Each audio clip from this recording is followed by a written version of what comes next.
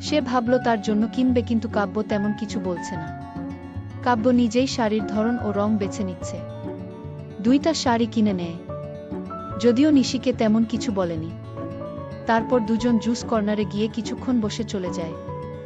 নিশিকে বাসায় নামিয়ে নিশিকে অবাক করে লাল শাড়িটা নিশির হাতে দেয়। তারপর বাইক চালু করে চলে যায়। নিশি ধন্যবাদ ও বলতে পারল না।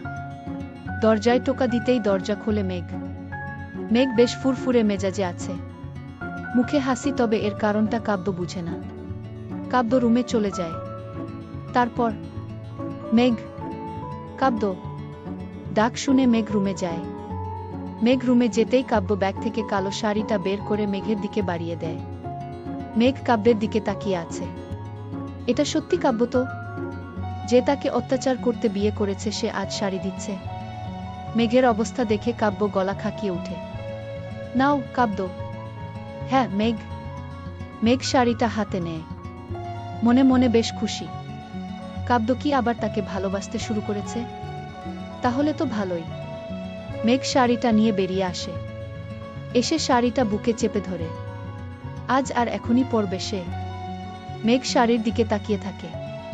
কাব্য ফ্রেশ হয়ে বারান্দায় চেয়ারে বসে মাথা ফেলে চোখ বন্ধ করে থাকে। একটা তন্দ্রা ঘুরে আচ্ছন্ন হয়ে যায় কাব্য। রাত 1-1টা। শুনছো মেঘ? ডাক শুনেই কাব্য মুখ তুলে তাকায়। দরজার সামনে দাঁড়িয়ে আছে মেঘ, তার আনা কালো শাড়িটা পরে, খোলা চুল, চোখে কাজল আর লাজুক মুখ। নিচের দিকে তাকিয়ে আছে মেঘ। দেখতে পরীর থেকে কম লাগছে না। কাব্য উঠে দাঁড়ায়, তারপর ধীরে ধীরে এগিয়ে আসে। মেঘের বুকের ভেতর ধড়ফড় শুরু হয়। কাব কাছে আসতেই মনে হচ্ছে তার দম আটকে যাবে। বলো কাব্য, খেতে চলো। নিচের দিকে তাকিয়ে। যাও, আমি যাচ্ছি। মেঘ কাব্যের দিকে তাকায়। যাহ, কাব্য নিজের ফোনের দিকে তাকিয়ে আছে। তার দিকে কি তাকায়নি? মেঘ মুখ ফুলিয়ে কাব্যের দিকে তাকিয়ে আছে। কাব্য মেঘের দিকে তাকায়, মুখের অবস্থা দেখে ভ্রু কুঁচকে তাকায় কাব্য। কি কাব্য? কিছু না, রেগে। মেঘ দ্রুত রুম থেকে চলে যায়, কিন্তু আবার ফিরে এসে কাব্যের সামনে তাকায়। নিন ধরুন। কাব্যের শার্টটা কাব্যের হাতে ধরিয়ে দেয়, তারপর আবার বেরিয়ে যায়। কাব্য দেখল শার্টের বোতাম সেলাই হয়ে গেছে। কাব্য হেসে ফোনের দিকে তাকায়। না, ভালোই, মেঘের ছবিটা বেশ ভালোই তোলা হয়েছে। কাব্য রুম থেকে বেরিয়ে আসে। মেঘ রেগে রান্নাঘরে দাঁড়িয়ে কি যে কাজ করছে সে হয়তো নিজেও জানে না, কিন্তু রেগে আছে তা বোঝা যাচ্ছে। কাব্য গিয়ে টেবিলে বসে। মেঘ এসে মা আর নিজের জন্য খাবার নিয়ে বসে খাওয়া শুরু করে। আমার খাবার? কাব্য। নিয়ে খাও মেঘ। কাব্য অবাক হয়ে মায়ের দিকে তাকায়। মাও হাসছে। কাব্য আর কি করবে? বেচারা উপহার দিয়েও এই ব্যবহার পাচ্ছে। খাবার নিজেই নিয়ে খাওয়া শুরু করে। খাবার শেষ করে রুমে চলে আসে কাব্য। হঠাৎ পাশে তাকিয়ে দেখে মেঘ কফি হাতে নিয়ে দাঁড়িয়ে আছে। কাব্য হাত বাড়িয়ে নিতে গেলেই মেঘ সরিয়ে ফেলে। এটা আমার। মেঘ, তো আমার কই? কাব্য, নিজে নিয়ে খাও। তোমার মনে হচ্ছে তুমি। কি? হ্যাঁ। কি? রেগে? না, কিছু না, ভয় পেয়ে। মেঘ কফি শেষ করে বেরিয়ে যায় রুম থেকে। কাব্য তাকিয়ে থাকে মেঘের চলে যাওয়ার দিকে। হঠাৎ কাব্যের মাথায় একটা কথা আসে। আচ্ছা, হঠাৎ মেঘের মধ্যে একটা বউ বউ ব্যাপার প্রকাশ পাচ্ছে মনে হচ্ছে। কাব্য হেলান দিয়ে দাঁড়িয়ে ভাবছে কথাটা। হঠাৎ কেউ একজন তার কাঁধে হাত রাখে। কাঁধে হাত পড়তেই ঘুরে তাকায় কাব্য। মা দাঁড়িয়ে আছে। কি ভাবছিস মা? না, কিছু না, বলেই জানালা দিয়ে বাইরে তাকায়। মা পাশে দাঁড়ায়। দেখ, আমি জানি না তোদের মাঝে কি হয়েছে, কিন্তু মেঘের যে মন খারাপ তা বোঝা যাচ্ছিল। মেয়েটা বারবার হাসার চেষ্টা করেছে আমার সামনে, কিন্তু একা হলেই আনমনা হয়ে যায়। তবে মেয়েটা তোকে ভালোবাসে, না হলে এখন তো একটুতেই বাপের বাড়ি ছোটে অনেকেই। কিন্তু দেখ, তা না করে মেঘ খুনসুটি করছে তোর সাথে। ওকে কষ্ট দিস না মা, বলেই মা চলে যায়। কাব্য কথা শুনেও না শোনার ভান করে দাঁড়িয়ে আছে। মেঘ অপরাধ করেছে, তাই শাস্তি তাকে পেতেই হবে। কাব্য গিয়ে দরজা লাগিয়ে দেয়। আজ ওর রুমে আসাই বন্ধ। এসে বিছানায় শুয়ে পড়ে কাব্য। বাইরে বাজের ঝলক দেখা যাচ্ছে। এই রে, ঝড় হবে নাকি? মেঘ তো আবার বাজ ভয় পায়। ভাবতেই মনে পড়ে 4 বছর আগের কথা। এক সন্ধ্যায় দুজন হেঁটে বাসায় ফিরছিল। হঠাৎ চারপাশ থেকে ঝড় বাতাস শুরু হয়। মেঘ ভয়ে কাব্যের হাত চেপে ধরে, তারপরই তো ঝড় শুরু। একটা রিকশাও নেই রাস্তায়, তাই রাস্তার পাশে একটা শেড এ দাঁড়ায় দুজনে। হঠাৎ বিশাল একটা বাজ পড়ে, সাথে সাথে মেঘ কাব্যের বুকে মুখ লুকায়। সে রাতে 2 ঘন্টা মেঘ কাব্যের বুকে ছিল। কথাগুলো মনে পড়তেই কাব্যের মন ভালো হয়ে যায়, কিন্তু তারপরই মনে পড়ে মেঘের ছেড়ে যাবার কথা। কাব্য কিছু না ভেবেই এবার ঘুমানোর চেষ্টা করে, আর ঘুমিয়েও পড়ে। হঠাৎ বাজের শব্দ শুনে কাব্যের ঘুম ভেঙে যায়। এত জোরে বাজ পড়ল! মেঘ কোথায়? কাব্য উঠে দাঁড়ায়। রুমে নেই। কিভাবে থাকবে? দরজা বন্ধ। বাইরের রুমে এসে দেখে সেখানেও নেই। তাহলে কোথায় মেঘ? কাব্য চিন্তায় পড়ে যায়। সত্যি আবার বাপের বাড়ি? না না, মেঘ তা করতে পারবে না। তাহলে? হঠাৎ কাব্যের মনে একটা কথা জেগে উঠে আর দ্রুত বেরিয়ে যায়। ছাদের দিকে এগোতেই দেখতে পায় ছাদের এক কোণায় একটা ছায়ামূর্তি দাঁড়িয়ে আছে। গায়ে কাঁটা দিয়ে উঠে। এই ঝড়ের মাঝে কে দাঁড়িয়ে আছে? কাব্য ভয়ে ভয়ে সেদিকে এগোয়। এ কি? এ তো মেঘ! মেঘ শূন্যভাবে আকাশের দিকে তাকিয়ে দাঁড়িয়ে আছে। ভূতে ধরল নাকি? কাব্য এসে মেঘের পাশে দাঁড়ায়। ঝড়ের বেগ অনেক। এই তুমি এত রাতে এখানে কি? এই ঝড়ের মাঝে? ভয় হচ্ছে না কাব্য? আমার আবার ভয়। মেঘ কাব্যের গায়ে কাঁটা দিয়ে উঠে, ভয়ের স্রোত বয়ে যায় গায়ে। এমন কথা তো ভূত পেতনিরা বলে। তার মানে ও মেঘ না? পেতনি? কাব্য ভয়ে ভয়ে মেঘের দিকে তাকায়। মেঘ আকাশের দিকে তাকিয়ে আছে। মানে কি? তুমি তো ঝড় আর বাজকে ভয় পেতে। কাব্য পেতাম। সবকিছু আগের মতোই আছে। তুমি, আমি, আমাদের ভালোবাসা?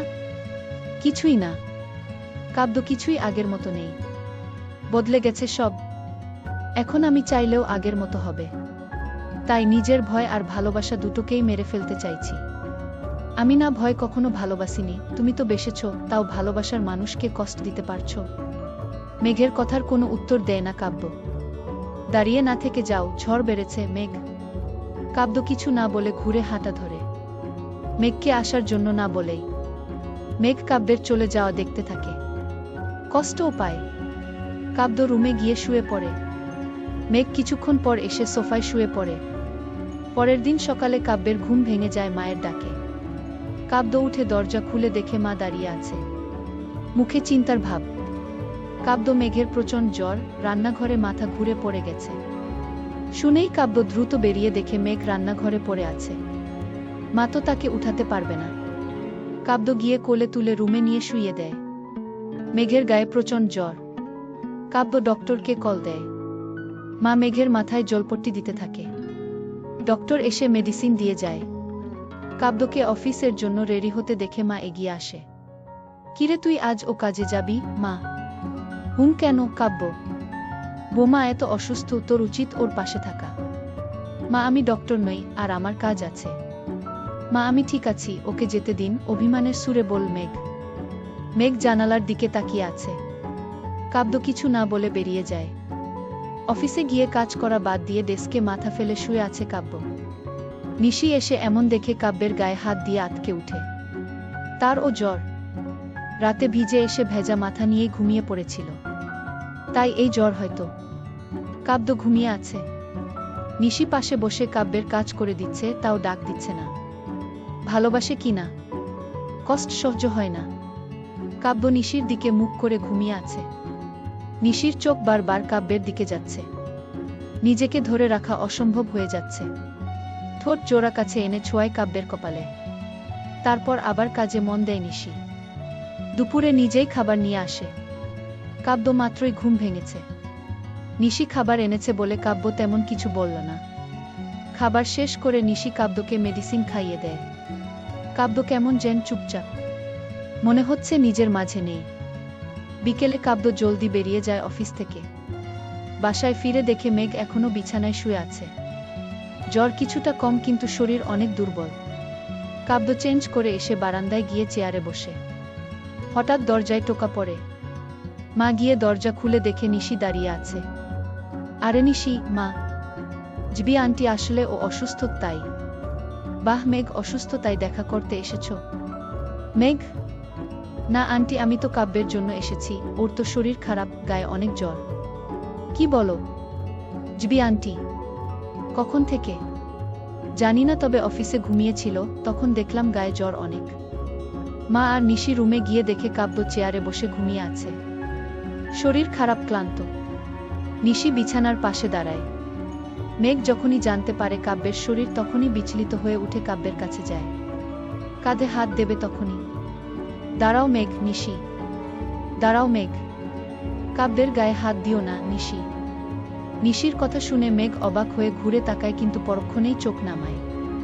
নিশিই তো তারপরে কাব্যের স্ত্রী হবে, তাই তার অধিকার আছে কাব্যের উপর। কেন নিশি? মা, আসলে আন্টি ও সারাদিনে কাজ শেষ করে ক্লান্ত, তাই এখন যেহেতু ঘুমাচ্ছে, ঘুমাক। বিরক্ত করা ঠিক হবে না, নিশি। মেঘ নিশির দিকে তাকায়। নিশির মুখে মৃদু হাসি, তবে তা কাব্যের জন্য। মেঘ কিছু না বলে আবার বিছানায় বসে। নিশি এসে মেঘের পাশে বসে। তোমার ও শরীর খারাপ তাই না, নিশি? না, ঠিক আছি আমি, দাঁত চেপে। আচ্ছা। নিশি হালকা হেসে বলে, মেঘের হাসি পাচ্ছে না। ইচ্ছে করছে এই পেতনিকে বের করে দিতে, কিন্তু পারছে না। নিশি বসো তোমরা, আমি চা নিয়ে আসি। মা। আন্টি, আমি থাকতে আপনি কেন কষ্ট করবেন? আমি চা করছি, নিশি। না মা, আমি চা করছি। মেঘ। না মেঘ, তুমি অসুস্থ, আমি করছি। না নিশি, তুমি মেহমান, আমি করছি। মেঘ, আমি অনেকবার এখানে চা করে খাইয়েছি, আমি করছি। না নিশি, আমি এই বাড়ির বউ, তাই আমি করছি।